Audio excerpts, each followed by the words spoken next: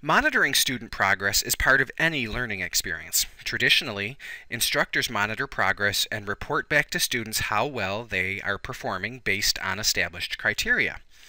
Students may or may not read the feedback provided, but they move on to the next assignment anyway.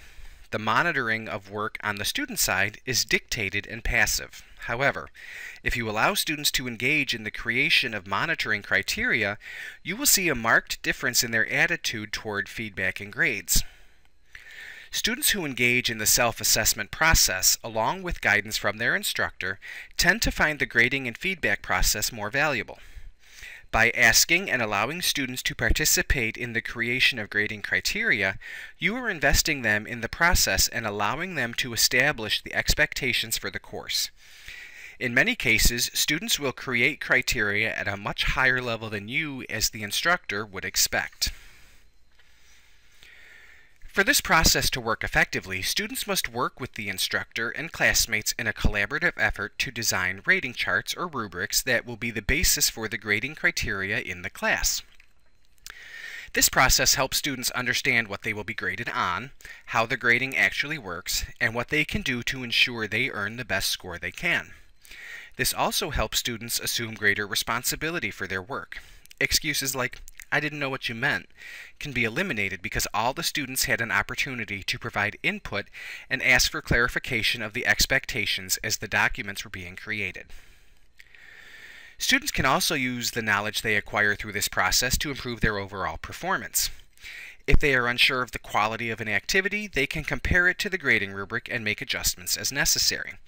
This will promote good learning practices by allowing students to review their work prior to submission. It will also provide students an opportunity to diagnose problems they may be having with certain concepts and remediate themselves as necessary. While having students participate in the creation process can be a wonderful experience, there are, as always, some potential pitfalls you will want to consider before you employ this model. First, you need to determine if your students are ready to engage in this type of process. It takes a great deal of understanding and skill on both the part of the instructor and the students to navigate the grading creation process.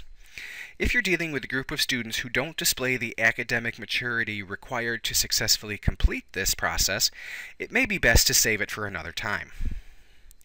You also run the risk of having the validity of your evaluation tools called into question. After all, what credentials do the students have when it comes to creating assessment tools? This question is why it is important for you as the instructor to have a guiding hand in the process. You'll know if students are trying to take the easy way out. You should also have a set of learning outcomes you are using to guide the process. If you make students aware of the expectations and share those guidelines with them, you'll be directing them toward the result you need, but still allowing them to be part of the development process. Lastly, you may encounter some power issues within the class. From time to time, there may be a student who questions your authority because you gave him the chance to have a hand in the creation of the course. From this student's perspective, you may have relinquished some of your control, and he may feel entitled to argue points with you. Simply asserting your role as the instructor usually works in these cases, but you may need to deal with that student privately and help him understand his and your role in the class more clearly.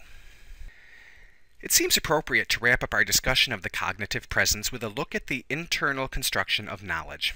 After all, isn't that what we're all seeking through our education? Man's desire to know more, to understand more, to think more, is what drives many of us to further our education. According to students polled in a focus group conducted by Kanuka and Garrison, the best way for instructors to facilitate student learning is to have them extrapolate data and design additional experiments or activities based on the initial data.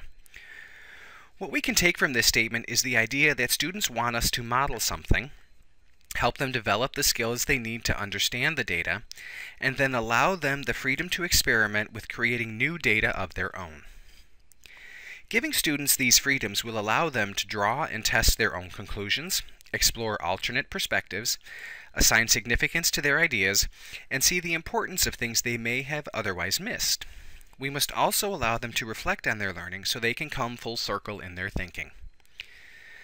The construction of knowledge is really what the cognitive presence is all about. We create an environment in which students are challenged and free to think. We guide and we discuss.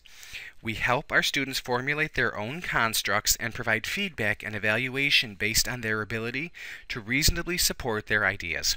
This, in essence, is what the community of inquiry is all about.